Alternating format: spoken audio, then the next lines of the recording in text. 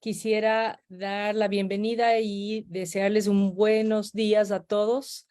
Me presento, soy Verónica Arias, abogada ambiental con una maestría en Derecho Internacional Ambiental. Soy profesora de Derecho Internacional Ambiental en Jurisprudencia de la Universidad de San Francisco, exsecretaria de Ambiente del Distrito Metropolitano de Quito y productora del programa Perspectivas Ambientales con líderes de opinión en el tema ambiental. Nuevamente es un gusto poder contar con todos ustedes en este conversatorio del que estamos seguros podrá servirnos para profundizar conversaciones sobre el futuro que queremos en Ecuador y en el planeta. Este evento ha sido posible gracias al apoyo de la Universidad Andina Simón Bolívar y al profesor investigador Carlos Larrea, a la Escuela de Derecho Ambiental de la Universidad de San Francisco, al programa Perspectivas Ambientales y a la red de profesionales del clima, Red Asoclima. Este evento está siendo transmitido por Zoom y Facebook Live del área de sustentabilidad de la Universidad Andina Simón Bolívar. Antes que nada, les agradezco a todos los ponentes por haber aceptado la invitación a participar en este conversatorio para tratar la pregunta de la consulta popular. ¿Está usted de acuerdo en que el gobierno ecuatoriano mantenga el crudo del ITT, conocido como Bloque 43, indefinidamente en el subsuelo? Este evento no busca posicionar el sí o el no. En su defecto, buscamos ahondar los efectos de cualesquiera de las dos decisiones, ofreciendo nuevas ideas o perspectivas para los ejes de desarrollo sostenible y sistemático, relaciones internacionales, energía, financiamiento y visión compartida a largo plazo.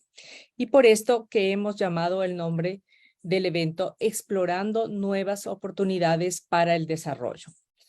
El objetivo de este conversatorio es explorar el efecto multiplicador y en cascada sobre la decisión de explotar el petróleo en el Yasuní o en su defecto abordar nuevos caminos que Ecuador podría explotar como resultado de mantener el crudo en el subsuelo. Me voy a permitir brevemente hacer la presentación de nuestros panelistas. Vamos a contar con Pablo Astudillo. Él nos va a dar una perspectiva sistemática con enfoque en desarrollo a corto plazo. Pablo Astudillo es profesor en la Escuela de Economía de la Universidad de San Francisco de Quito. Es PhD en Geografía Económica y Economía de la Complejidad por la Universidad de Oxford. Fue investigador en el Broad Lab en la Universidad de Harvard e investigador visitante en la Massachusetts Institute of Technology.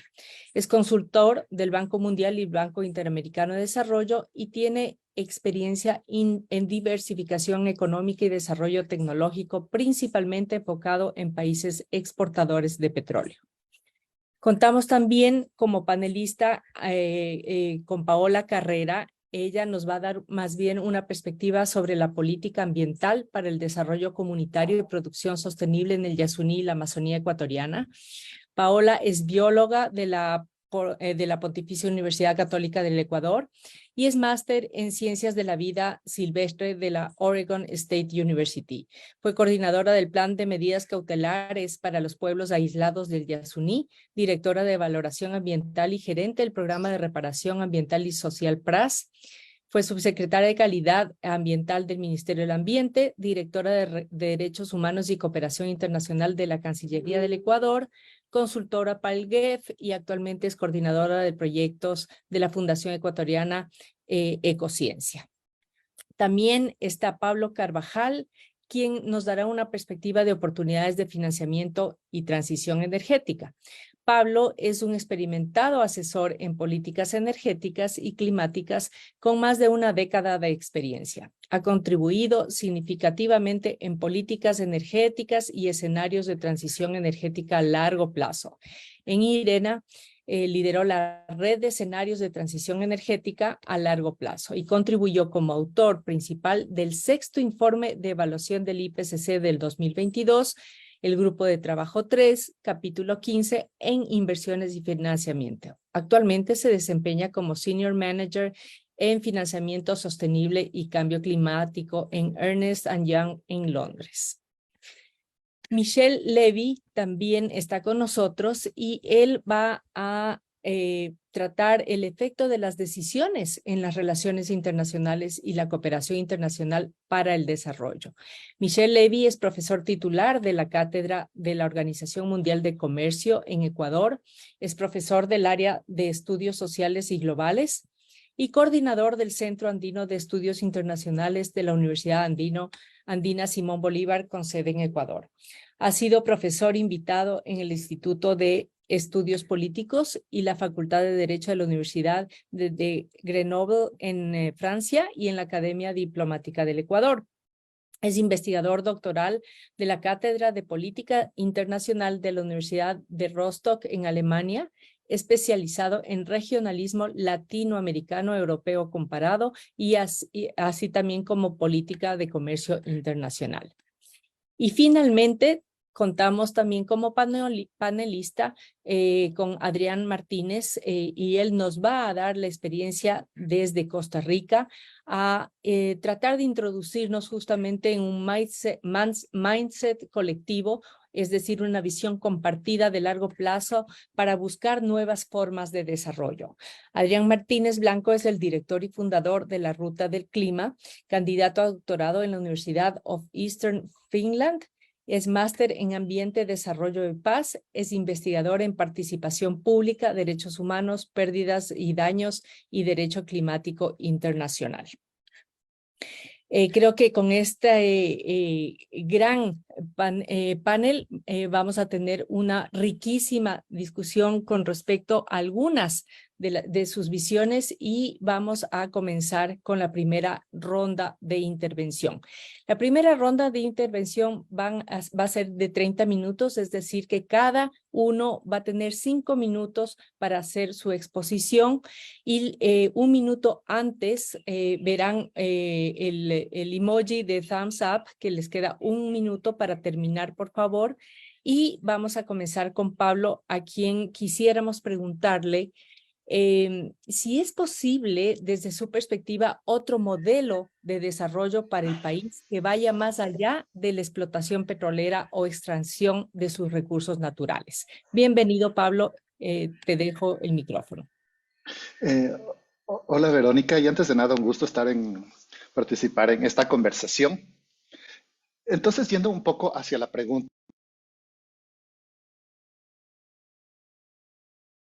Perdón, me están, ahí te listo, escuchamos. es que me están llamando por acá, no sé qué está pasando, pero bueno, entonces, bueno, para empezar eso, bueno, antes de nada les decía que gracias a los organizadores por este evento, creo que es súper necesario tener estas conversaciones.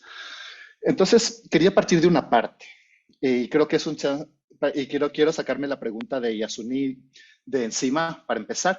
Y realmente lo que a mí me parece es que la pregunta de Yasuní es hasta cierto punto irrelevante, porque el tema era que ya, bueno, ya está tarde y cualquier, ya sea sí o no, las respuestas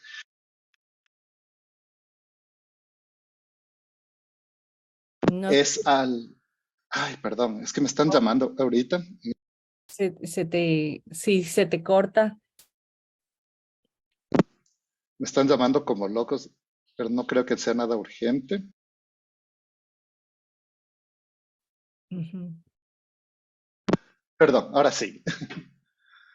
Ahora sí, ¿me Sigue. escuchan de nuevo? Sí. Ya lo que iba. Bueno, ya lo que iba, decía que hasta cierto punto me parece irrelevante en este momento, es porque eventualmente gane el sí o gane el no, no va a cambiar en el fondo nada. Por un lado, supongamos en el caso de que gane el sí, ok, se conserva Yasuní, chévere, pero vamos a quedarnos con un montón de pasivos en Yasuní porque no tenemos la plata para sacarlos de ahí. Y vamos a quedarnos con un problema grande, porque la explotación petrolera en Yasuní ya está lista. Entonces se va a quedar ahí si gana el sí. Si gana el no, vamos a tener dinero, pero tampoco tenemos garantías que el dinero se los vaya a utilizar de alguna forma que sirva para el desarrollo del Ecuador. Lo más seguro es que se vaya en corrupción y demás. Así es que creo que le veo a la pregunta en sí de Yasuní como realmente no tan relevante, pero lo que sí me parece importante que otra vez esta consulta popular sacó a la luz es estas conversaciones, de pensar realmente qué queremos a largo plazo. Y a mí lo que me preocupa era que estas conversaciones no se mantengan después de este tiempo.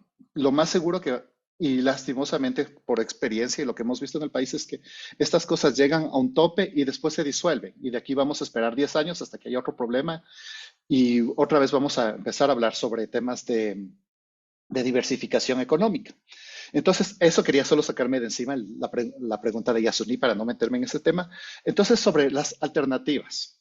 Efectivamente, sí tenemos que pensar en alternativas. Es un proceso largo, no es a corto plazo, es un proceso a mediano y largo plazo. Lo que tenemos que pensar en cómo nos diversificamos y también necesitamos empezar a generar propuestas reales.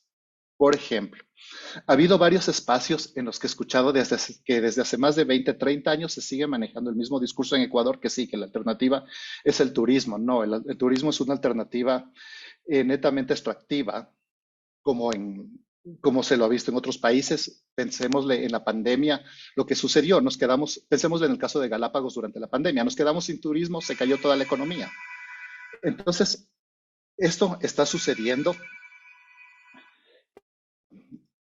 perdón, entonces a lo que voy era que el turismo no es una alternativa viable.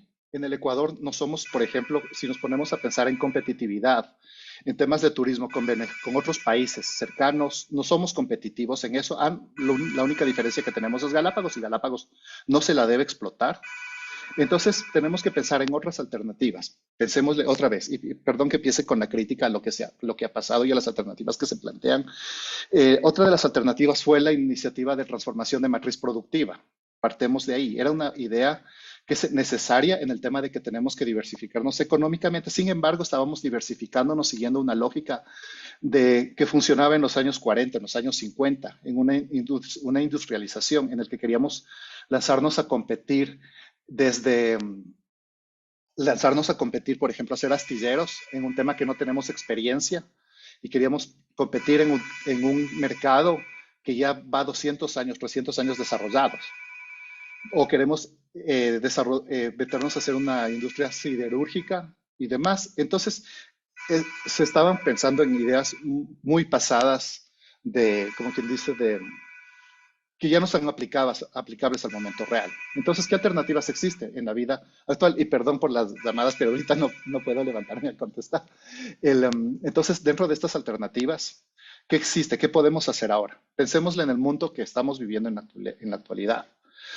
Principio, vamos a un principio económico. Tú te vuelves competitivo siempre en áreas que están desarrollándose, en áreas que están experimentando, en áreas experimentales.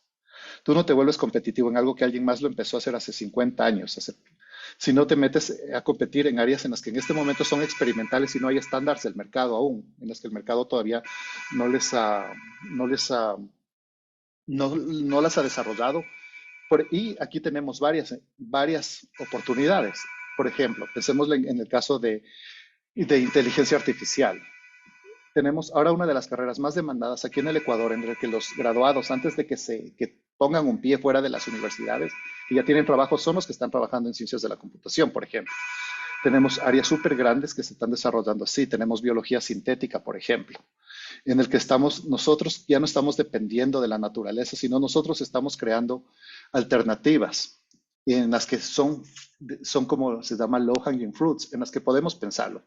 Entonces, algo que tenemos que pensarlo en el largo plazo, y para ir solo concluyendo, quería dejarles con esta idea, es que necesitamos desarrollar en el que los productos o servicios que desarrollamos sean basados en la capacidad humana, en nuestro intelecto, no en recursos naturales. Y en recursos naturales me refiero, así como me refiero al petróleo, me refiero a la minería, también me refiero a la agricultura. En todo el planeta, ¿cómo se llama? Los países que tienen más problemas por ejemplo, de informalidad son los agrícolas, los que más dependen de bienes agrícolas, y también el premium que pagas por un producto agrícola es muy bajo en comparación a otros. Entonces, si seguimos pensando también en la agricultura en sí, estamos condenándonos. Si no, tenemos que pensar en cosas nuevas, en alternativas que sean experimentales en el mercado, en el que nosotros podamos establecer un estándar. Entonces, con esto quería cerrar mi intervención. Muchas gracias. Muy bien, muchas gracias, Pablo. Yo después voy a hacer un wrap-up al final. No voy a tomarme el tiempo debido para hacer un resumen de tu exposición, ni mucho menos.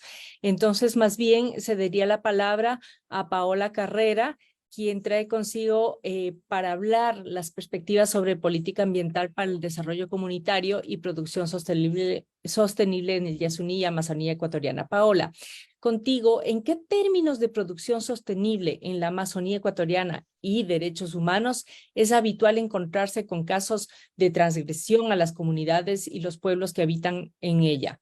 ¿Qué opciones de la consulta podría ofrecer una perspectiva futura más responsable con las comunidades? ¿Acaso existe una tercera vía? Es tuyo el piso, Paola. Muchas gracias, María Verónica. Muy buenos días con todos los asistentes y muchísimas gracias por este espacio. Definitivamente, la que haces es una pregunta difícil de responder en un país inestable, políticamente inestable, empobrecido, en un contexto global de transición hacia una era tecnológica, digital, postindustrial y de crisis climática, donde la única salida parece ser el decrecimiento, ¿no? Que se ha convertido en un término muy utilizado últimamente por los nuevos filósofos de esta era. Partiendo de la premisa de que es innegable que existen casos de transgresión a los derechos humanos, pondría ante la duda que esto es algo habitual. Y con ello no quiero decir que todo el sector estratégico productivo obran de forma intachable, pero hay que tener claro que ha habido una evolución, tanto en la normativa como en la misma lógica empresarial. Lo que sí se puede afirmar es que el país aún funciona bajo un modelo de desarrollo arcaico, obsoleto, incapaz de ofrecer un terreno fértil a las ideas y esfuerzos innovadores en cuanto a política pública, tanto en lo ambiental como en lo social. Creo que sí puede decirse que nuestra Constitución es uno de esos esfuerzos innovadores, porque sienta las bases para un modelo de desarrollo distinto, pero el país apenas logró dar los primeros pasos en esa dirección. La consulta popular sobre el Yasuní, por su naturaleza bimodal, en la que las únicas opciones son un sí o un no, tiene esa característica de todo fenómeno reducido a la bipolaridad. Es un divisor de aguas en el que quienes sostienen fervientemente una posición u otra nos hacen pensar que solo existen dos caminos y que solo uno es bueno y el otro, por contraposición, es malo. A esto se suma que en ambas campañas se usa mucha información no verificada, una basada en el miedo de perder unos recursos o una riqueza, y otra basada en el mismo miedo de destruir un patrimonio natural que también es parte de una riqueza. Incluso se afirma de manera tremendamente irresponsable que ese patrimonio que conocemos como Parque Nacional Yasuní ya está destruido, y esto no es real. Y digo que es irresponsable porque existen desde hace muchos años, existen muchas comunidades que basan sus recursos en el ecoturismo y en la idea de que los turistas visiten un parque nacional Yasuní que está relativamente bien preservado. Ahora, hay que tener muy claro que de ganar el sí, el Ecuador sí dejará de explotar el bloque 43, conocido como ITT dentro del Parque Nacional. Irónicamente, uno de los bloques con las licencias ambientales más vanguardistas, a pesar de que sí tiene muchos vacíos, pero que es mucho mejor que la mayoría de licencias ambientales en el resto de áreas petroleras, pero no cancelará las operaciones petroleras que existen desde mucho antes en los bloques 31, 16, 14 y 17, que también están dentro del parque. Tampoco resolverá de manera automática la enorme presión sobre el bosque en áreas críticas y que no guardan relación alguna con la actividad petrolera. También hay que pensar que no habría ningún cambio en la realidad actual, no habría tal vez esta destrucción de la que se habla, pero tampoco sabemos si todo lo que se afirma respecto de las bondades del petróleo en nuestra Amazonía es cierto. El fenómeno del Yasuní, su inexitosa iniciativa inicial de guardar el petróleo bajo tierra y su subsecuente explotación, creo que nos dan un excelente ejemplo para evaluarnos como sociedad que habla de un desarrollo sostenible, porque tenemos muchos mecanismos de vigilancia de un proyecto petrolero que se da en una zona sensible. Una declaratoria de interés nacional, una licencia y plan de manejo ambiental, unos informes de cumplimiento de esa declaración que se presentan a la Asamblea semestralmente, que son instrumentos de gestión pública útiles y que están diseñados para evaluar el desempeño y el cumplimiento de lo que se ha propuesto para esta zona tan sensible. pero como ciudadanos y como votantes estamos restringidos únicamente a la campaña de miedo de lado y lado, porque la única información que recibimos está basada en lo que promueven ambas campañas. Pero no contamos con información objetiva que evalúe realmente la situación. Entonces, creo que si tuviéramos que pensar en una tercera opción, pensaría que al menos a mediano plazo, y porque la Constitución lo promueve y lo permite, quienes conformamos la llamada sociedad civil, pero sobre todo las organizaciones, grupos ambientalistas, los miembros de la academia, los líderes y lideresas locales, tenemos la obligación y el derecho de empujar a este país hacia una lógica de país en vías de desarrollo sostenible. ¿Y qué significa esto? Que debemos buscar y usar las vías para que todo proyecto, sea petrolero, minero, hidroeléctrico o cualquier otro, se desarrolle si es necesario de la forma más ambientalmente amigable posible y más viable y válida desde el punto de vista social. Estos gobernanzas de todos del Estado, facilitar el acceso a la información pública, transparentar su gestión.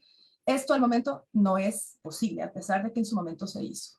Segundo, implementar los canales para la participación ciudadana que existen pero no han sido utilizados. El Consejo de Participación Social y Ciudadana está obligado a crear veedurías ciudadanas justamente para vigilar el cumplimiento de la ley y de las disposiciones de la Constitución.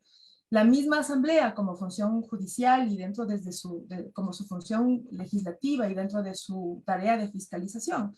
Y la misma función judicial y la Corte Constitucional desde sus propios espacios, de modo que los ciudadanos puedan evaluar de manera objetiva si estos instrumentos normativos se cumplen o incluso si necesitan ser mejorados, si existe o no la destrucción de la que se habla, a través de expertos, investigadores que conformen veedurías serias, objetivas en la sociedad ecuatoriana, en las que la sociedad ecuatoriana pueda confiar al momento de decidir en estos escenarios de consulta como el que se viene en pocos días.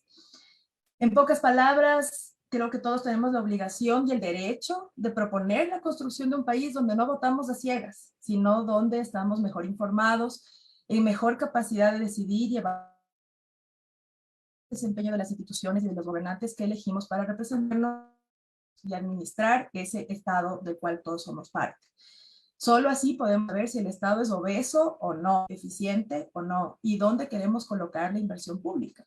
Por lo pronto, también podemos afirmar que el Parque Nacional no cuenta con los fondos necesarios, con los recursos necesarios, desde su administración de las áreas protegidas, para combatir todas las presiones y amenazas que sufre el momento. Y esto entonces también debe replantear un modelo, ¿no? Sea que el sí gane o gane el no, el Parque Nacional sigue siendo un área que cuenta con poquísimos, escasísimos recursos administrar, planes de control y vigilancia, combatir todo aquello que no tiene que ver con el petróleo e incluso lograr el cumplimiento de esas licencias ambientales, pero también luchar contra puntos donde la deforestación es escandalosa, áreas en donde realmente están ocurriendo acciones mucho mayores y que están fuera de la mira.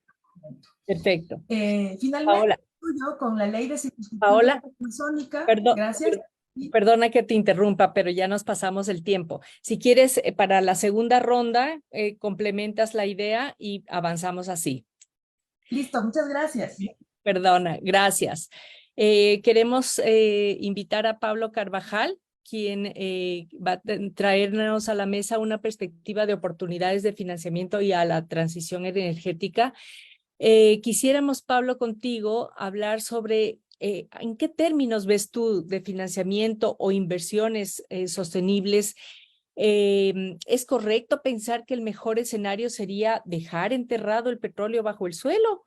¿O puede la industria petrolera en Ecuador transitar hacia las renovables como ha sucedido con Equinor en Noruega, por ejemplo? Bienvenido, Pablo. Es tuya la palabra. Sí, muchas gracias a todos. ¿Me escuchan? Sí. ¿Sí me escuchan? Sí, ok, perfecto. Sí, muchas gracias por la invitación y claro, las preguntas son interesantes y el tema es extremadamente complicado y complejo. La verdad es que solo podemos topar la punta del iceberg cuando discutimos ese tema de manera tan rápida.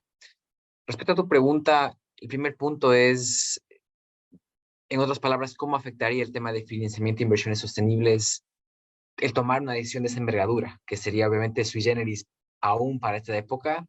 Si era de avanzada hace 10 años, todavía sigue siendo una decisión extremadamente avanzada. Vamos a la primera pregunta. En el tema desde el punto de vista climático o de naturaleza, yo creo que hay que dividir las dos áreas. Por el punto de vista climático, creo que no tiene mucho asidero porque las emisiones que obviamente tiene Ecuador son extremadamente bajas, las que van a ser producidas con la explotación del parque son extremadamente bajas, y al momento, si ustedes ven lo que está pasando en la banca, es que se está poniendo restricciones, obviamente, a las instituciones financieras que quieren invertir en tecnologías renovables. Sin embargo, para que un banco sea, por ejemplo, tenga una meta de descarbonización, incluso las nuevas regulaciones permiten a los países que están en desarrollo tener un escenario de transición más demorado en el tema de la industria petrolera. Entonces, la nueva regulación que se le hace un mes para bancos, por ejemplo, dice que si un banco invierte en petróleo y gas, puede seguirlo haciendo en inversiones existentes aún hasta el 2040, no me parece. En lugares desarrollados ya se restringe. Entonces, no va a haber una restricción por el lado del carbono. O sea, no vamos a tener ni más ni menos de inversión por la banca privada si es que nosotros decidimos dejar el petróleo bajo suelo o no. No hay un impacto. En lo que sí va a haber un impacto para la banca privada proveer de financiamiento al país es en las regulaciones nuevas que están apareciendo de acuerdo a los reportes de impacto en la naturaleza, que esto en inglés es el Task Force for Nature Disclosure, ¿no? El TFND, que es algo muy parecido a lo que se tenía para el clima, que es el TCFD, ¿no? Para el clima. Ahora, estas regulaciones están poniendo restricciones a los bancos para reportar cuál es el impacto y las dependencias en la naturaleza y la biodiversidad de sus inversiones. Entonces, si es que hay una petrolera y se muestra que hay un impacto y una dependencia fuerte para la operación de esa inversión, pues habría una restricción del flujo de inversión o en la tasa de interés para esa inversión. Y esto acaba de salir este año. Estamos aquí en Londres recién explorando cómo vamos a aplicar la materialidad, el análisis de exposición, el análisis de restricciones y de cambio de tasas de interés a préstamos de ese tipo. Entonces, no se puede ver por el momento de cómo va a afectar la decisión de traer inversión al país esta decisión de dejar el petróleo bajo suelo. Ahora, creo que los puntos de vista de Pablo y de Paola han sido excelentes. En el tema de inversión, lo que sí afecta a la inversión en el país es tener una transición disruptiva. ¿Sí? Sabemos que los escenarios energéticos nos indican que hay dos tipos de transición, una transición ordenada y una transición desordenada. Y cortar el petróleo de manera y tener un fallo, como decía Paola, fallar en incumplir una serie de contratos que ya están establecidos. Recordemos que Yasuniel ya lo vamos explotando por una serie de años, crea un precedente que trae desconfianza en lo fácil que se puede deshacer un contrato con una parte en el Ecuador. Entonces, lo que sí afecta a las decisiones de inversiones y financiamiento en general internacionales es la falta de seriedad de no cumplir contratos. Y aquí lo que se debe tomar en cuenta es que si es que se vota que quiere dejar el petróleo bajo suelo, tiene que ser en una manera de transición. Y por eso se llama transición, porque tenemos que reemplazar lo uno con lo otro. Dicho sea de paso que lo que dijo Pablo es verdad, tenemos que tener alternativas para el desarrollo y financiamiento, pero deberíamos arrancar con las ideas, implementarlas cuando veamos que están funcionando, eliminamos la otra fuente de ingreso. Y eso es lo que está haciendo, tú dices el ejemplo de Equinor en Noruega. Primero, creo que comparar Ecuador con Noruega es muy difícil porque de pronto lo único que tienen parecido es el petróleo, pero nada más. Pero Equinor, como ustedes saben, es una empresa líder noruega que han abrazado la idea de trascender o de transicionar, pero de transicionar como empresa energética y están con la meta de reducir el 50% de sus emisiones al 2030. Pero no sin antes desarrollar sus negocios de hidrógeno verde, de electricidad, etc. Entonces, creo que tenemos que arrancar con las alternativas de proyectos antes de cortar tajantemente una fuente de ingreso al país que crea un escenario de transición disruptiva. Entonces, esos son los puntos de vista. Me parece que acabó el tiempo, pero gracias. Gracias, Pablo. Gracias. Y vas a continuar en la segunda ronda si es que quieres complementar lo que acabas de mencionar. Y quisiéramos pasar con Michel Levy, porque él nos trae a la mesa un análisis sobre las relaciones internacionales. ¿Qué efecto traería para Ecuador la decisión que tome sobre el Yasuní, considerando el contexto global y regional actual? ¿Qué ecos podríamos ver en agenda regional, Michel? Bienvenido. Bueno, muchas gracias, Verónica. Qué gusto verte. Igual agradezco a los organizadores por esta interesante iniciativa. Pensar un poco en lo internacional siempre es muy amplio, ¿no? Entonces, primero quería rápidamente pensar en el impacto que tienen las respuestas sí o no en general, ¿no? Sí. Las dos respuestas son relevantes porque si bien un sí dejaría las cosas tal como están a nivel global, a nivel internacional, el mensaje que envía es un mensaje de básicamente no queremos cambiar la lógica ni queremos mantener en materia energética la lógica que hemos tenido hasta el momento actual, y en ese sentido pues tiene relevancia porque es un mensaje. El no implicaría básicamente queremos cambiar la lógica y queremos dar un cambio que no tiene un gran impacto, como ya lo habían dicho los anteriores panelistas, a nivel de las emisiones y a nivel de lo que implica dejar ese petróleo bajo tierra. Sin embargo, es como un mensaje en el que se da una ruptura en torno a los planteamientos de las políticas públicas que se habían llevado hasta el momento actual. Ahora, cuando pensamos ya en función internacional y queremos ver un primer punto de política exterior, ¿no? En la política exterior del Ecuador se consideran estos temas como algo importante. Cuando el Ecuador participa en las diferentes convenciones internacionales, posiciona estos temas como, me refiero a estos temas de cambio, de visión de la matriz energética, de cambio de visión del desarrollo sostenible, del mantenimiento ¿cómo es? Del entorno, de la biodiversidad, están claramente definidos, determinados en la política exterior como un punto clave. Yo creo que ese es el punto más importante para entender qué impacto puede tener esta decisión, cualquiera que sea, a nivel internacional. Si el Ecuador posiciona en su política exterior el tema ya de desarrollo sostenible, de cambio de matriz energética, de una lógica en la que va a plantear temas alternativos en los que puede tener ciertas capacidades de acción, ¿no?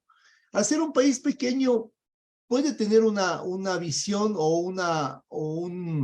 por decirlo así, estoy repitiendo mucho la palabra impacto, pero puede tener un impacto muy interesante en torno, primero, a los actores regionales más cercanos. Podrían considerar esas visiones, esas posiciones como interesantes en la medida en la que se puedan concertar como intereses comunes, ¿no? Como ustedes saben, en materia internacional son los intereses los que prevalecen, los intereses de cada uno de los estados, de los actores estatales, y obviamente hay otros actores no estatales que también presionan con los intereses. Pablo ya lo decía, en materia financiera, en materia de inversión, hay un riesgo al momento en que un estado incumple un contrato, a pesar de que hay un mandato popular, como podría ser el caso de la consulta. Si un estado incumple un contrato o da por terminado un contrato de una forma aleatoria, pues se sujeta a una jurisdicción internacional también, ¿no? Entonces, estos factores también deberían ser tomados en cuenta el momento en el que el país plantea esta pregunta al pueblo ecuatoriano y le pide que se manifieste de una u otra forma. Este impacto puede darse, sea como algo positivo, como un mensaje del país en su política exterior a nivel regional, sobre todo, para plantear algo diferente, para plantear a los socios regionales una visión diferente de la matriz energética, de la evolución que debería tener los temas de energía ya a nivel regional. Y por otro lado, a nivel internacional podría tener un impacto en el sentido de que, si bien en las convenciones más amplias, como país pequeño, el Ecuador podría plantear esto como una novedad, en el caso en el que decidiera que que va a mantener el petróleo bajo el suelo. Por otro lado, el tema de los inversionistas y el tema de las inversiones sería un poco un riesgo, un contingente en la relación con los inversionistas, lo cual, bueno, ya ha pasado en otras áreas, en materia ya más, en otras áreas, en diferentes materias de inversiones. Creo que ya me está poniendo ahí Verónica, así que voy a dejar ahí y continuaré en la segunda parte cuando me corresponda. Muchas gracias. Perfecto, Michelle. He cumplido tu tiempo y complementamos en la siguiente ronda. Quiero invitar a Adrián Martínez, justamente a hablar sobre la experiencia de Costa Rica. ¿Cómo Costa Rica ha venido abordando la agenda extractivista en su modelo de desarrollo hacia uno más sostenible, más amigable con la naturaleza? Quisiéramos oír tu experiencia y tu visión, Adrián. Bienvenido.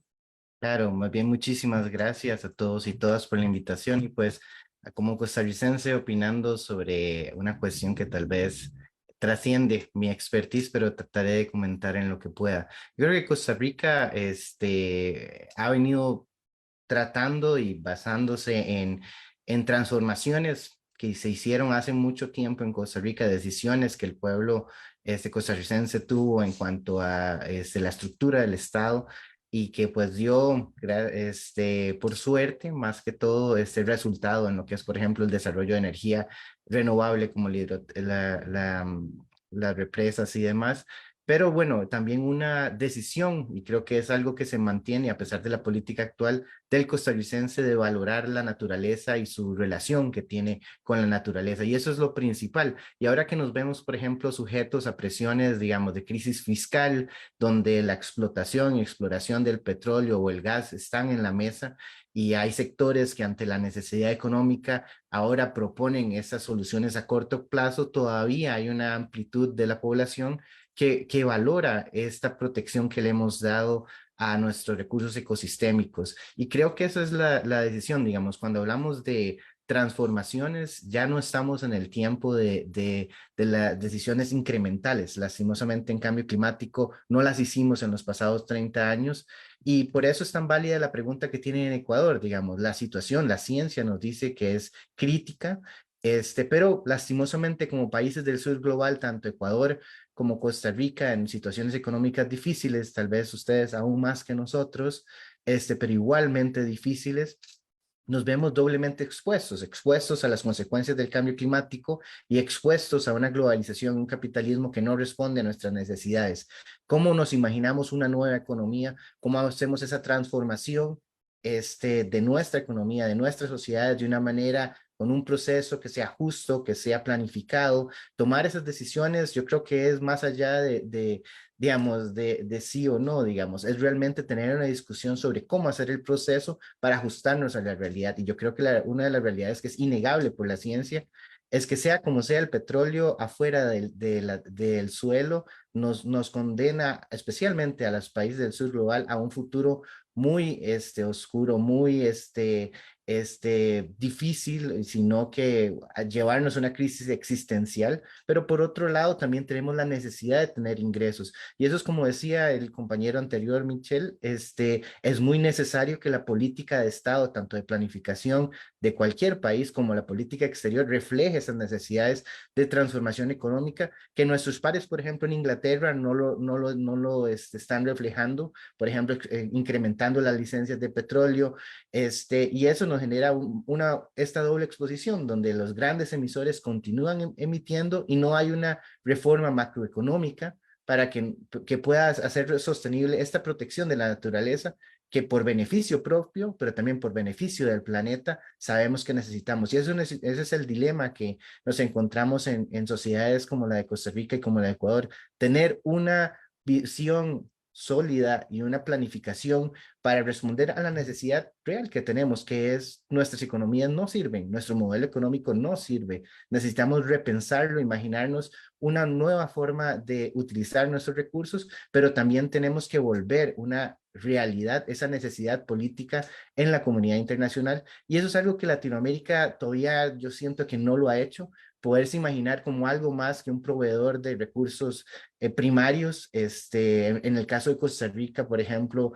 el agro, o el turismo, por ejemplo, también que es algo que no genera los beneficios sociales necesarios, pero han ido tomando algunas decisiones, por ejemplo, como mencionaba el compañero, de buscar otras medidas, por ejemplo, con la tecnología o tercerización de servicios, pero igual es insuficiente. Necesitamos replantearnos cuál es el rol de nuestra economía, cómo nos interactuamos, cómo interactuamos no solo con la sociedad, con nuestra región, pero también con la naturaleza. Y eso es el reto que tenemos acá, digamos. No es incorrecto desde mi punto de vista que la comunidad en Ecuador se plantee la decisión sobre cuál es su futuro.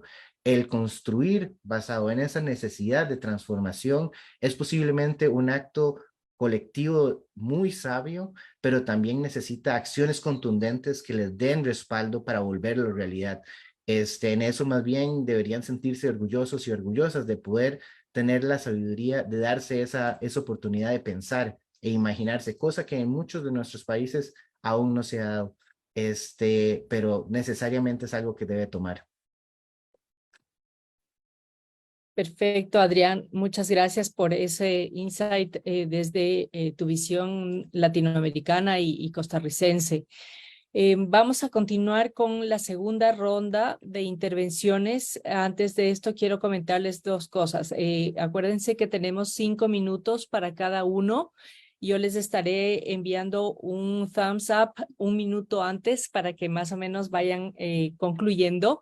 Y la segunda es que aquellas personas que quieran tener alguna pregunta, hacer una pregunta a alguno de los expositores, por favor me ponen en el chat del Zoom dirigida a quién va la pregunta y vamos a tomar nada más 2 al final.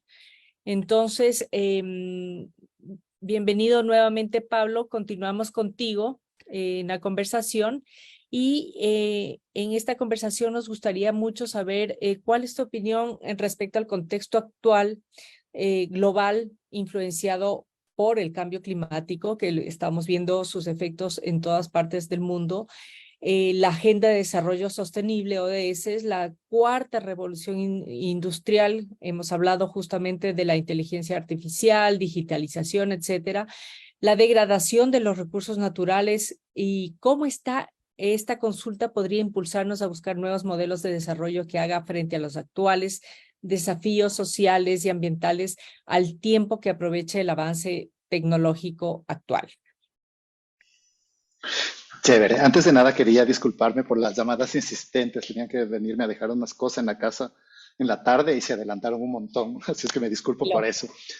Entonces, respondiendo a la pregunta. Primero, yo como les dije anteriormente, me parece que que gane sí o no en Yasuní es irrelevante, no va a cambiar absolutamente nada la situación del país, siempre y cuando, y las cosas van a cambiar si podemos mantener realmente estas conversaciones seriamente para un tema de diversificación y cómo nos movemos fuera del petróleo, porque si gana sí o no, se deja de explotar, no se deja, pero si esto no existe realmente un plan claro de cómo nos vamos a mover, eventualmente vamos a encontrarnos otra vez de golpe con la realidad y ver no hicimos nada y vamos a estar al apuro cuando otra vez empecemos a tener problemas económicos. Entonces lo importante es primero la conversación y realmente la planificación y ver y cómo vamos construyendo algo diferente y poniendo ya como quien dice, los ladrillos para empezar eso. Entonces la segunda parte es ya para esta transición necesitamos poner los ladrillos. ¿Y cómo haces una transición? No se basa en el discurso. Y a lo que voy en esto era que mucho de lo que se ha escuchado en la actualidad con respecto a eso es solo discurso. Nadie llega al cómo. Tenemos que cobrar más impuestos, sí, ¿cómo? Tenemos que utilizar el gas natural que se está generando ahorita en el petróleo, venderlo, sí, ¿cómo? ¿Cuánto cuesta eso? Entonces, cualquier pregunta, cualquier alternativa económica que nos planteamos tiene un costo y costo monetario. Y si no tenemos el dinero para hacer eso, no podemos hacer una transición. Entonces necesitamos dinero. Eso es una parte básica clara. La segunda parte era, ok, podemos tener todos los recursos del dinero. Y esto es una de las cosas que converso con mis estudiantes y les decía, supongamos, y este les lanzo a ustedes también que lo reflexionen, supongamos que estuviéramos al inicio del COVID y tenemos, de repente todos los países del mundo, en este caso hipotético, nos dicen, el Ecuador tiene que desarrollar la vacuna para el COVID. Y le vamos a dar todo el dinero que necesite y tiene que desarrollar una vacuna dentro de lo que se demoró desarrollar la vacuna, 1 año. Podríamos desarrollarlo por más que tengamos todo el dinero y pongamos que Lenín Moreno puso a trabajar a todos los ecuatorianos a desarrollar la vacuna. ¿Podremos desarrollar la vacuna? No, simplemente porque no tenemos el conocimiento. Entonces necesitamos la inversión, necesitamos la gente, pero necesitamos también, o sea, necesitamos el dinero, necesitamos la gente y el conocimiento para generar una alternativa. Entonces, ¿quién está generando este conocimiento para generar alternativas reales? Esa es una pregunta. ¿Existe ese conocimiento? ¿Lo podemos utilizar? Y demás, dejo las preguntas abiertas. Y la tercera parte es, ok, necesitamos todas estas cosas, sabemos que queremos diversificarnos, ¿cómo movemos y cómo hacemos esto en el contexto de un Estado fallido, en el que no tenemos, si lo hemos visto, no tenemos políticas de Estado, no tenemos políticas de gobierno? Ahorita se viene un periodo de 2 años que no va a pasar, próximos 2 años que no va a pasar nada, después se viene otro periodo electoral que van a cambiar otra vez las prioridades. ¿Quién está pensando en el largo plazo? ¿La solución sale desde el Estado? ¿Sale desde el sector privado? ¿De quién sale la solución? Hemos visto que desde el Estado ha salido algo, se ha producido algo en relación a eso, no. Y la pregunta es justamente quién está a cargo de hacer esta transición, quién tiene el dinero para generar empleos, para generar esta transición. El Estado no. En este caso, como lo hemos visto, como lo hemos vivido ya cuántos años, sabemos que la solución no está por ahí. Y en el caso del Ecuador, lastimosamente, yo creo que se necesita un Estado eficiente, un Estado que funcione. Pero, como lo hemos visto, el Estado, en este caso del Ecuador, funciona como un pasivo, funciona que no te permite avanzar ni pensar en el largo plazo. Entonces, ¿quiénes son los que sí pueden permitir, quiénes pueden permitirte pensar el futuro del Ecuador en el largo plazo sin que estén vinculados a ciclos políticos? Tenemos que pensar y respondernos primero a esto. Entonces, trabajemos con quienes no estén pensando en función de ciclos políticos para pensar en la transición, porque si de repente estamos esperando que dentro de 2 años venga otro gobierno y venga de la nada, se saque del aire una propuesta de transición, de diversificación económica, ¿va a funcionar? No va a funcionar si no tienes todas las cosas alineadas. Entonces a lo que voy es que tenemos que pensarle mucho más, y esta pregunta es mucho más profunda, es cómo le hacemos este proceso. Y como quien dice, algo que se escucha es, ok, las soluciones salen, tenemos muchas soluciones, pero el problema difícil aquí es la parte cómo lo vamos a hacer paso a paso y quién va a estar a cargo de esta transición. Entonces, ¿cómo le hacemos que también este proceso de transición sea sostenible? Como digo, no importa hacia dónde queramos llegar, no importa si queremos volvernos, en este caso, yo no estoy de acuerdo con el tema turístico y demás, tengo otra visión, pero supongamos que queremos llegar a un lado, ¿cómo lo vamos a hacer? ¿Quién va a estar a cargo? ¿Cómo lo vamos a hacer sostenible? ¿Y cómo lo vamos a blindar frente a ciclos políticos? Y esa es la discusión importante que nos compete a nosotros. Entonces, hasta ahí queda. Muchas gracias. Muy bien, muchas gracias, Pablo. Y luego creo que tenemos una pregunta para ti, pero quiero dar paso a Paola. Paola, quisiéramos complementar lo que tú mencionaste justamente en tu intervención anterior. ¿Es correcto pensar que el crecimiento verde es más responsable que la industria petrolera acusada de corrupción, de hilos de poder, derrames, etcétera? ¿El crecimiento verde como la bioeconomía nos traerá un futuro más responsable en el manejo de nuestros recursos naturales o estamos a la puerta de profundizar el modelo extractivista de la biomasa de la Amazonía ecuatoriana? Paola. Gracias, Verónica, por esa pregunta. Siento que me han tocado unas preguntas así bien retadoras y difíciles de responder en este cortito tiempo, pero voy a hacer mi mejor esfuerzo. Y creo que voy a responderla desde la misma lógica o desde la misma idea de mi intervención anterior, que es de entender el poder ciudadano y los instrumentos y mecanismos con los que contamos actualmente. Creo que primero algunas claridades, ¿no? Creo que cualquier actividad, sea esta extractiva, productiva o se llame bioeconomía, es una generadora de impactos ambientales y sociales, cada una obviamente a su nivel. Las actividades extractivas lógicamente son mucho más generadoras de impactos. Y cualquier empresa a cualquiera de esos niveles puede ser víctima o promotora de prácticas corruptas, hilos de poder o de implementar riesgos de daño ambiental inadecuadamente manejados, que es como podemos calificar a un derrame.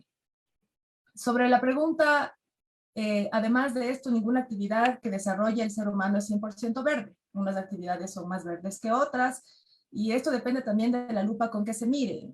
No todo es calidad ambiental, biodiversidad, emisiones de CO2 o cuidado del agua, pero no todas las actividades tampoco afectan a todos esos parámetros. ¿Qué las hace más verdes? Instrumentos de control más estrictos, por un lado. Lógicamente también está el compromiso de los mismos promotores de los proyectos, pero instrumentos de control más estrictos, desde las licencias ambientales, planes de manejo socioambiental, están también las buenas prácticas, están también los due diligence, que se han convertido en un instrumento bastante objetivo, los incentivos ambientales, como las certificaciones, las ISOs, y lógicamente también depende de qué tan desarrollada esté la normativa dentro de cada país para asegurar que esos impactos se reducen al mínimo.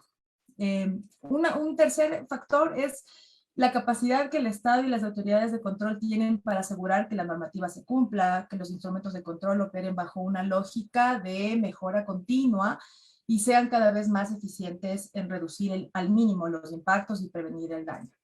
Entonces, el crecimiento que llamamos verde es, yo creo, una necesidad a priori de un país como en el Ecuador, que es tan pequeño, pero tan rico y a la vez tan vulnerable a la lógica de la exportación de materia prima y del consumismo devastador al que ha estado expuesto en sus últimos años.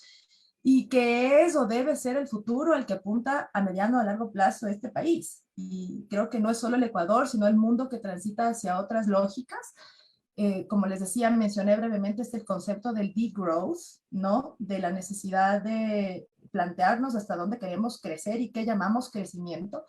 Y el Ecuador no solo tiene la necesidad, sino el potencial de ser pionero en el desarrollo de estas otras lógicas sostenibles, que creo que no son, digamos, no se excluyen mutuamente con la extracción de ciertos recursos, pero que sí fortalecen, digamos, las economías locales y permiten solventar muchos de los vacíos que nos ha dejado hasta el día de hoy este modelo petrolero al que haces referencia. En términos más específicos del Yasuní, por ejemplo, la respuesta es muchas veces sí. Es decir, las comunidades indígenas, por ejemplo, Guarani, Quichua, Shuar y Colono Campesinas, que conforman la Reserva de Biosfera Yasuní, que están dentro y fuera del parque, necesitan salir de la dependencia directa o indirecta del petróleo como fuente primaria de ingresos. Eso está clarísimo desde hace muchísimo tiempo. Y como les decía antes de no poder terminar mi respuesta anterior, existe la Ley de Circunscripción Territorial Especial Amazónica, que es un mecanismo legal pensado para cubrir ese vacío de la reinversión de la riqueza petrolera en la mejora de la calidad de vida de la Amazonía. Es un mecanismo válido y necesario, pero en el que el Estado hasta el día de hoy ha fracasado en hacerlo efectivo. La gente ya no tiene tiempo de esperar esta respuesta estatal o de pensar en el Estado como la única solución a través de la administración de estos fondos.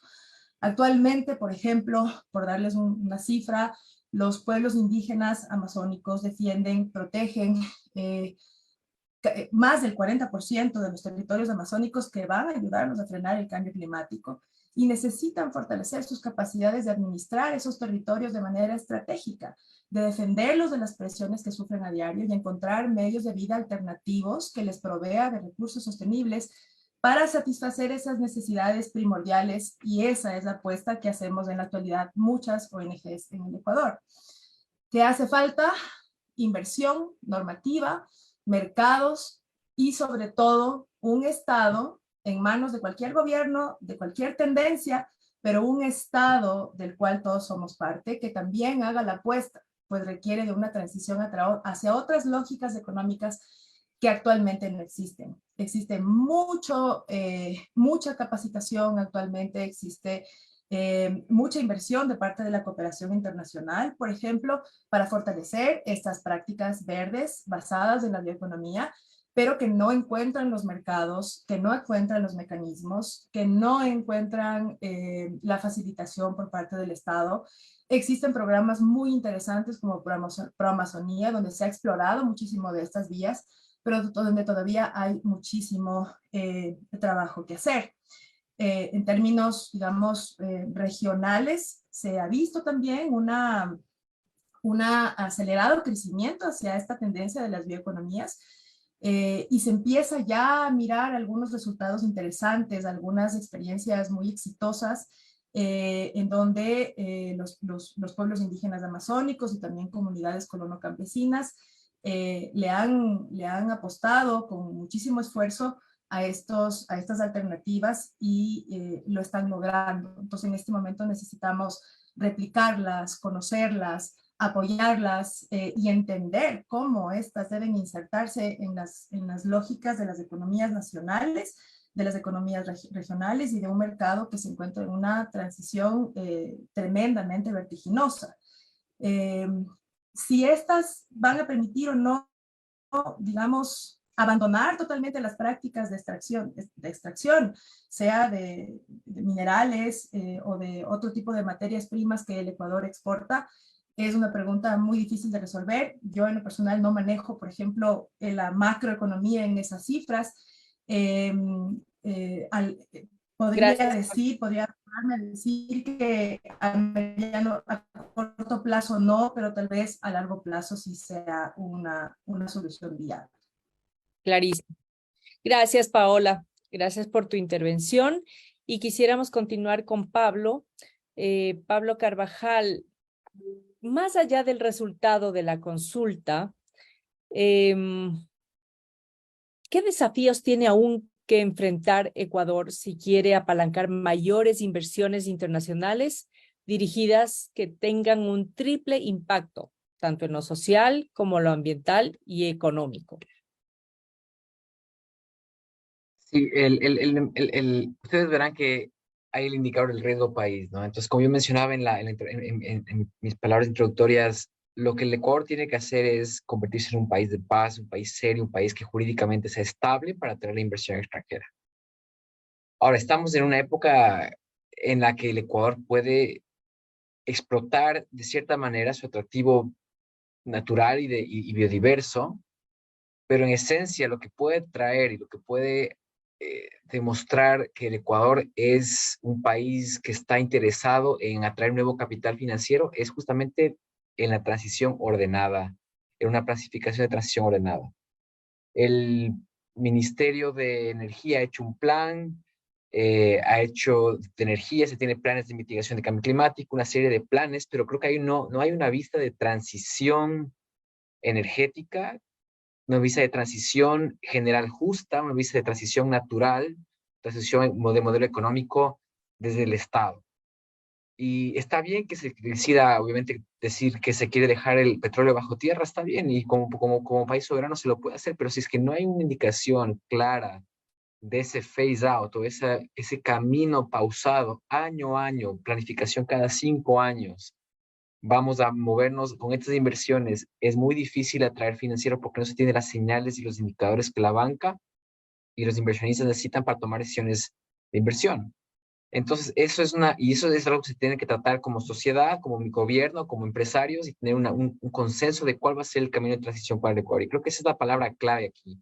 Y me gustó lo que Paula dijo, que es que caemos en esta falsa dicotomía de o si decimos que no o sí, profundizamos el modelo extractivista y si decimos que no, todos los contratos van a salir volando. O sea, esas son falsas dicotomías para mí, ¿no?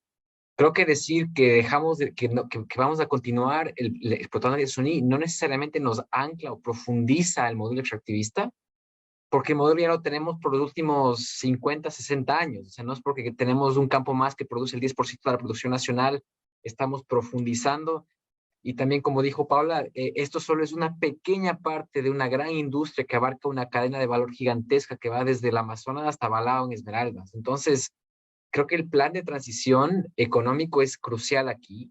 Y para atraer capitales se puede enfocar muchísimo en lo que es la venta de offsets o la venta de neutralizadores de emisiones de carbono.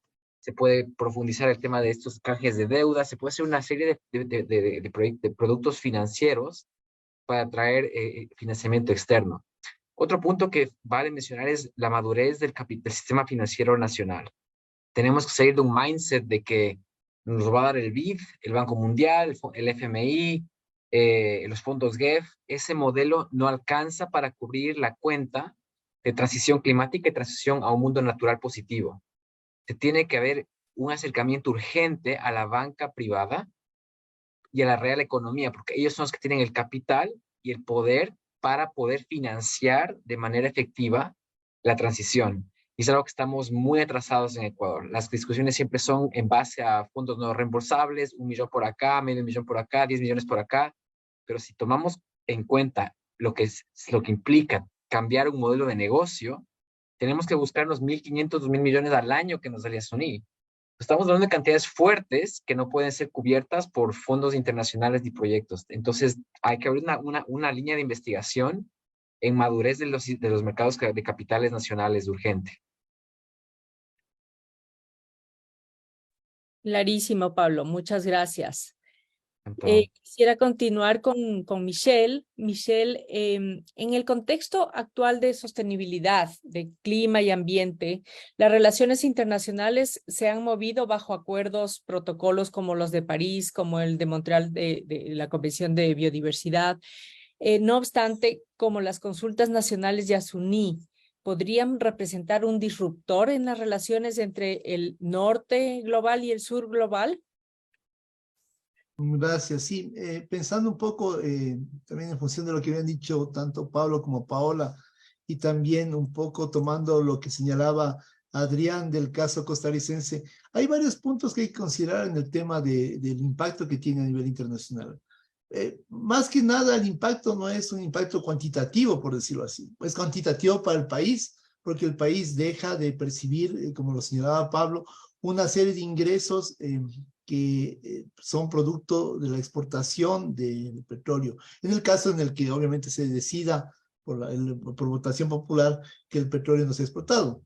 En ese contexto, si vamos a pensar en esta disrupción, de este anglicismo que nos ha tomado aquí en la pregunta, esta ruptura, el hecho de plantear, dejar ya una parte limitada del petróleo del ecuatoriano en el suelo, ya es una ruptura con una serie de parámetros que se manejan a nivel internacional. Yo creo que ese no es tanto el punto central. El punto central es cómo la industria o la estructura nacional va a generar nuevos ingresos sostenibles que permitan de una u otra forma que el momento en que no se explote este petróleo, ¿cómo se van a lograr generar estos ingresos que permitan tener igual este colchón financiero, ¿no? Lo que se decía Pablo.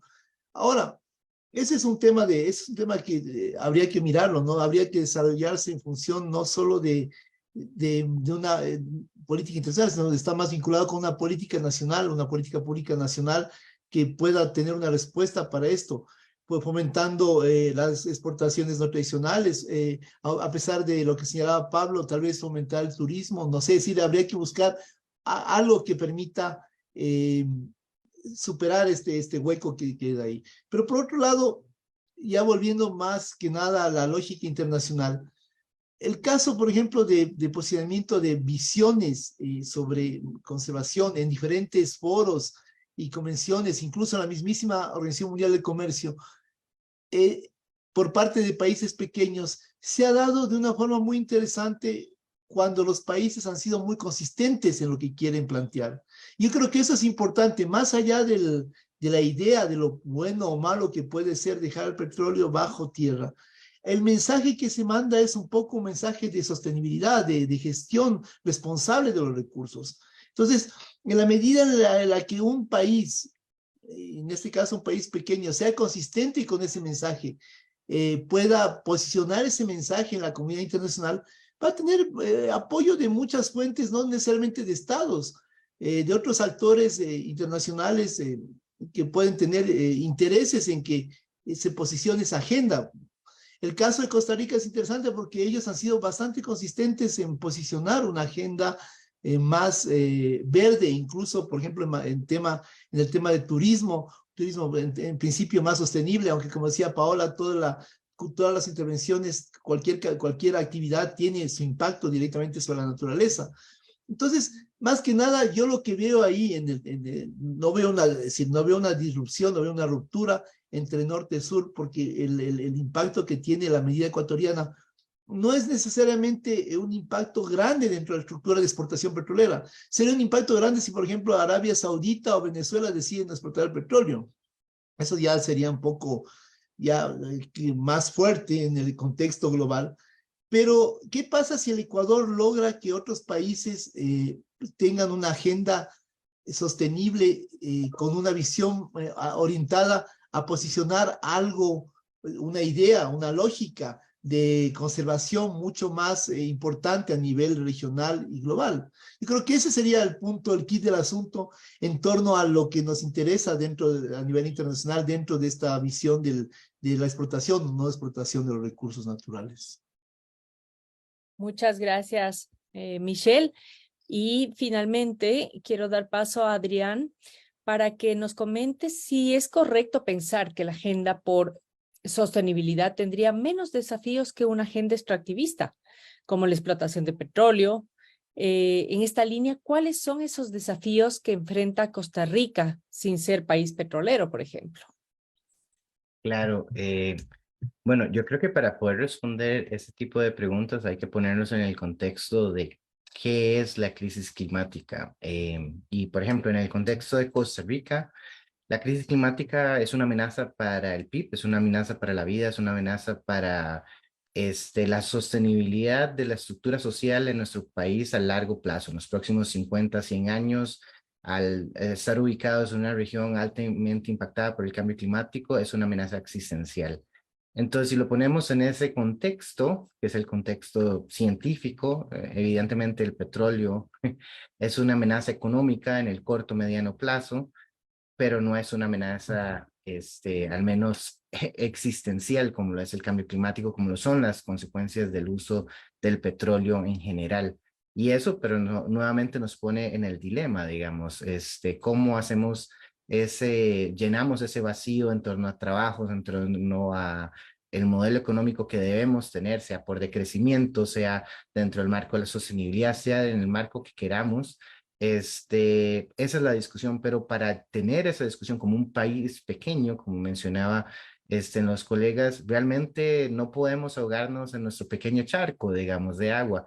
La realidad es que tenemos que ir a las discusiones internacionales, como mencionaba el compañero anteriormente, con una posición sólida, una posición en conjunto regional sobre qué es lo que equipamos para hacer esas transiciones a un nuevo modelo económico, con una lógica de desarrollo, con una idea nueva de qué es el valor, cómo se genera el valor en nuestras economías y cómo se reestructuran.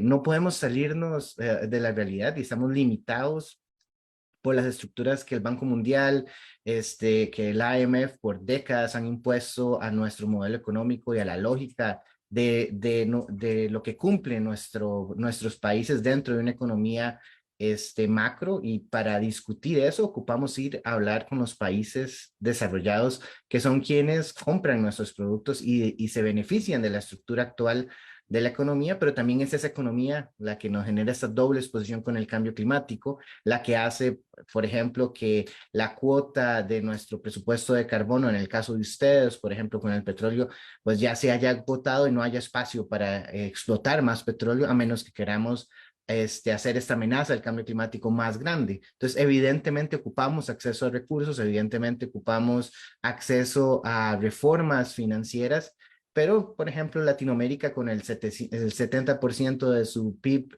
endeudado no lo puede hacer por medio de deuda. Los mercados de carbono sabemos que no han generado esa acción transformativa y muchas de esas discusiones implican que los países altamente responsables pongan el dinero que no han querido poner. Por ejemplo, hablamos de los 100 billones de dólares anuales que no han cumplido, a pesar de que los prometieron anteriormente. Y ahora dentro de la Convención Marco es justo el momento cuando se habla de una nueva meta colectiva para financiamiento para la acción climática, y es ahí donde países como Ecuador, países como Costa Rica y Latinoamérica y el Caribe pueden poner estas necesidades que son puntuales, son medibles, tienen una causalidad y responsables y que implican dinero, y ese dinero lastimosamente no puede venir de más deuda porque países como el mío no le cabe más deuda. Tienen que venir de una transferencia tecnológica, de patentes, de recursos de inversión que recaen en los países que han consumido la huella de carbono que usualmente están en el norte global. Perfecto. Muchas gracias por tus aportes y visión desde Costa Rica, Adrián. Y bueno, con esto hemos terminado ya el segundo momento de la ronda de preguntas. Yo quisiera, tenemos varias realizadas en el chat, me voy a dar un momentito para leerlas y revisar solamente dos por el tiempo. Esta es una pregunta para Adrián. Adrián de Costa Rica, y dice, en Costa Rica existe un impuesto a los combustibles donde su recaudación se dirige para financiar los esfuerzos de conservación ambiental. ¿Podría explicar un poco más sobre este impuesto? ¿Cómo se dio? ¿Cómo lo asumió? ¿Cómo lo siguen asumiendo la población? Es decir, ¿cómo funciona? Claro, muy rápidamente, ese es uno de los grandes dilemas que tiene Costa Rica. En lugar de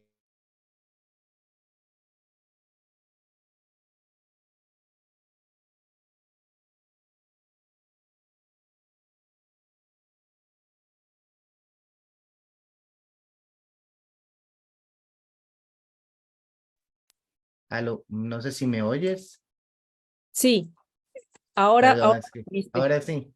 Sí. Sí, eso es uno de los grandes dilemas para Costa Rica porque en lugar de tener subvenciones por el petróleo, tenemos un impuesto en el petróleo porque somos importadores. Y eso ha sido utilizado, por ejemplo, para financiar los servicios por pagos ecosistémicos que han liderado el cambio en lo que es la protección y la reforestación de Costa Rica. Entonces nosotros también en el tema de sostenibilidad dependemos de los hidrocarburos, y eso es algo que tenemos que sentarnos a replantear. ¿Cómo seguimos manteniendo esta protección a los servicios ecosistémicos afuera de una economía en base al uso intensivo de carbono? Y, por ejemplo, eso es el transporte en Costa Rica. Entonces, tanto como Ecuador tiene que pensar cómo deja de tener subvenciones o en tener ingresos para el desarrollo, también Costa Rica tiene que planteárselo en cuanto a los impuestos por el uso de hidrocarburos. Entonces, son conversaciones que muchos países en el sur global tenemos que dar, pero lastimosamente todos nos llevan a esta comunidad internacional que tenemos que replantearnos qué vamos a hacer con el financiamiento climático porque no podemos hacerlo solos, y no sé de ustedes, pero al menos nosotros no tenemos más campo para deuda. Así es, estamos iguales. Tenemos otra pregunta y yo creería que Paola nos puede ayudar con su respuesta, y si quiere complementar Pablo o Michelle, bueno, supongamos que sea necesario explotar el Yasuní. El Estado ecuatoriano no estaría en capacidad institucional para controlar la contaminación de las actividades extractivas, por lo que el costo en el futuro será más alto. Entonces estamos en el mismo dilema de explotar o no actualmente el Yasuní. Bueno, lo que tenemos que saber es que el Yasuní ya está en explotación, ¿no es cierto? Entonces, ya en el Parque Nacional Yasuní existen 5 bloques petroleros, el 17, el 14, el 16, desde hace varios años, desde hace más de 15, 20 años en algunos casos. El bloque 31 desde el año 2012 o 13 creo que se firmó esa licencia, y el bloque ITT que está en explotación desde el año 2014. Entonces, para responder un poquito a esa pregunta de si es que el Estado está o no en capacidad, pues los instrumentos están allí. Los instrumentos para verificar que se cumplen adecuadamente los planes de manejo ambiental, los estudios de impacto ambiental, existen. Las empresas petroleras presentan sus auditorías ambientales cada 2 años. Pero si nosotros como ciudadanos queremos saber qué tan objetivos, qué tan verídica es la información que se presenta, incluso qué tan esa capacidad estatal, qué tan buena es en este momento para verificar ese cumplimiento y esa reducción de impactos ambientales, no hemos utilizado los mecanismos que nos provee la Constitución para conformar veedurías objetivas que realmente evalúen esa información. Primero, porque esa información no está disponible, no es de acceso público y debería ser de acceso público ante un tema de tanta sensibilidad y de tanto interés. Segundo, porque el poder del Estado, que se llama Consejo de Participación Ciudadana, que debería crear este tipo de veedurías, no lo ha hecho, pero los ciudadanos, las organizaciones de la sociedad civil, estamos en la capacidad y en el derecho de exigir que esos canales se implementen. Y segundo, sí existían mecanismos para que algunos de las ganancias petroleras se reinviertan en esas capacidades de control, no solamente de los impactos petroleros, sino de todo lo demás que ocurre en el Parque Nacional de Suní. En su momento llegó a invertirse $1 millón al año en el Parque Nacional de Suní, en un plan de manejo de control y vigilancia, en el que se realizaban incluso operativos vía helicóptero coordinados con el Ejército Nacional, la Policía Nacional, para evitar y disminuir estos puntos donde existe, por ejemplo, deforestación, tala ilegal de madera, cacería ilegal y presiones tantas al petróleo. Hoy por hoy eso no se hace, pero eso no tiene ninguna relación con el petróleo. Lo que sí podría pasar es que esa explotación petrolera que genera una determinada riqueza, un pequeñísimo porcentaje de esa riqueza, que es $1 millón al año, sí le puede ayudar al Ministerio del Ambiente a subsanar esas necesidades y esos recursos para tener un área nacional, un área natural protegida como debería ser. Eso por lo pronto respecto de esa pregunta.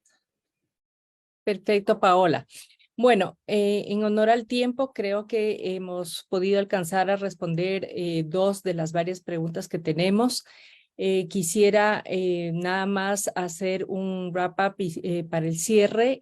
Primero, agradecerles a todos ustedes por complementarse sus respuestas y a la exposición que ha tenido cada uno respecto a su posición y visión sobre la pregunta que se hará en la consulta popular este 20 de agosto. Como decíamos, más allá del sí y el no, lo que hemos querido acá es exponer justamente de manera objetiva para que cada uno de ustedes tenga los elementos de juicio para poder ir a votar de manera consciente e informada. Me voy a permitir rápidamente generar algunas reflexiones al respecto. Creo que se mencionó que la conversación es importante, que no debería ser nada más por coyuntura, sino que debería ser una conversación que integra a la sociedad civil, a la academia, al sector público, sobre la diversificación económica, no solamente la dependencia del petróleo, sino que debe ser de una forma además planificada y que se abra líneas de investigación urgentes en este tema. No hay un blanco y negro, es una posición muy complicada decidir entre sí y el no, porque hemos visto que hay un montón de grises en el medio y hablamos de una tercera opción que la sociedad civil debe empujar al país en la lógica de buscar alternativas en el desarrollo, que sea un desarrollo sostenible. También se habló de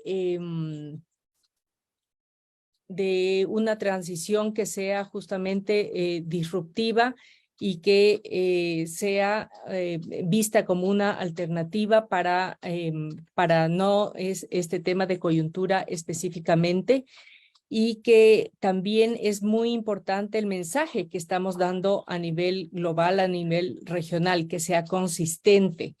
que sea consistente y que sea y se mantenga en el tiempo, ¿no?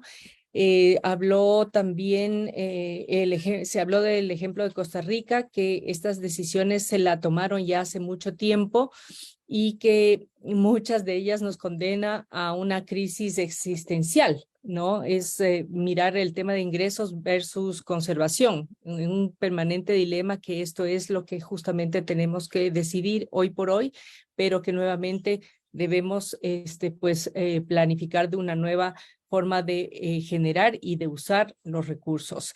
¿Cómo cuesta? ¿Cómo se hace? ¿Cuánto cuesta? Esas son las respuestas que necesitamos dialogar y comenzar a pensar. También es importante mencionar que hace falta normativa, hace falta inversión, hace falta el desarrollo de mercados, es decir, buscar desde ya alternativas para generar esa transición ordenada y planificada y ir a un foro internacional con una posición inclusive muy sólida y consistente, y no podemos seguir limitados a las lógicas del norte global y aquellas que pues nos dictan los multilaterales, porque además tenemos una deuda muy fuerte al igual que el resto de países, y que vamos a ver cómo pues se tiene que no solamente cumplir con esa deuda, sino que además generar otro tipo de recursos. Quizá faltó algo definitivamente, pero he tratado de hacer un breve wrap-up de lo que aquí se ha mencionado. Quiero nuevamente agradecer con esto a cada uno de ustedes por la asistencia, por su tiempo, a la Universidad Andina Simón Bolívar, a la Universidad San Francisco Jurisprudencia, al programa Perspectivas Ambientales. Decirle a ustedes que el link de esta grabación va a quedar colgada en la página web de la Universidad Andina Facebook Live, y que también se va a retransmitir de aquí a 8 días mediante el programa Perspectivas Ambientales los días viernes y domingos en Telesucesos y en todas las plataformas digitales.